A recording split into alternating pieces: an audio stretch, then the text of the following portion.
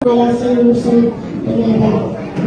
மண்ணில் படைத்து அதில் உயிரை படைப்பான மனிதனை படைத்து அதில் சேர்ந்தவரால் கண்மை நாயகம் சுரேகரும் சவால் சமத்தை தந்து அவர்களை தாழ்மையாக்கி தந்த கேளாக்கும் ஆண்டவர்களுக்கும் சான்றோர்களுக்கும் இங்கே வருகை தந்திருக்கும் நல்லவர்களுக்கும் இந்த சிறு இதை இளைய சாமி தெரிவித்துக் கொள்கிறேன்.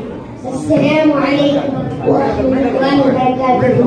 எனக்கு கொடுக்கப்பட்டுள்ள தலைப்பு என்னுடைய ஆரம்பிக்கும் தாய்மொழியில் துவா செய்வாங்க. ரப்பி ரஹ்மஹுமா கமா ரப்பயானி ஸகீரா. யா அல்லாஹ், நான் சிறுபியாக இருந்தபோது என்னை பரிவோடு அவ்விருவரும் படுத்தது போல நீயும் அவ்விருவருக்கும் கிருபை செய்வாயாக. அல்-ஜன்னத்து தஹத அக்தாமில் மஹால். சொர்க்கம் கால்களில் வாங்குகின்றது. ரப்பி ஃபில் வலி. அல்லாஹ் தன்னை திருத்துகிறது. ஆகவே அல்லாஹ் திருத்தி பெறக்கூடியவங்க நம் மனிதனாகி அனுப்புவானாக என்று கூறி என் பேச்சு தொடங்குகிறேன். நமது நற்பாகியத்தின் பெற்றோர் பணிவிடை செய்யும் மூலம் வருகின்றது.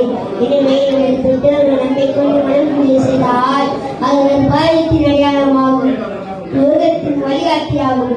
ஏழையும் வறுமையும் வாடினாலும் சரி, நோயின் மூலம் மனம் அழிந்து போனாலும் சரி, நமது பெற்றோர்களுக்கு செய்கின்ற பணிவிடையின் மூலம் அவர் மனப்பட்டதை விட்டுவிட்டால் அது வேணும் வாழ்க்கை வெற்றி காரணமாகிவிடும்.